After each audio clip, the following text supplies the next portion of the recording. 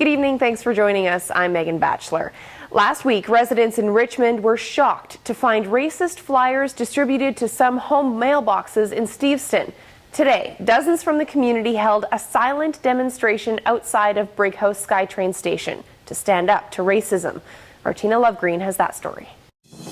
This time around, they were handing out flyers of their own. Thank you. Dozens of Richmond residents stood side by side to stand up against racism and to show that they are Canadians, proud Canadians. We love Canada. We are Canadian. We're Canadian. They stand here today after this racist flyer showed up in some home mailboxes in Steveston 10 days ago.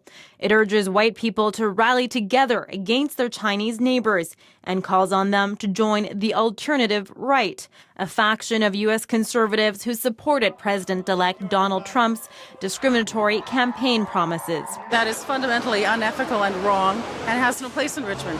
This is a city that's strong because of its diversity. After all, this land came to be because of its diversity. My husband's great-grandpa was one of the railroad workers who built this country, who paid head tax. So I think we actually are all Canadians.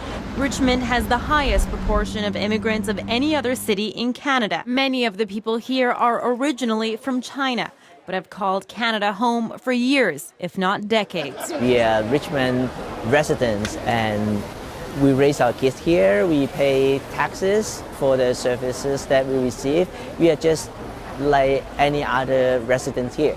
So the message is racist ideologies are not welcomed here. We need to be out loud saying this is totally unacceptable and we don't care what color people's skin is, that we're all united against the racists.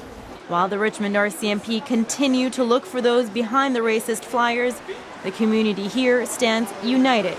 Tina Lovegreen, CBC News, Richmond.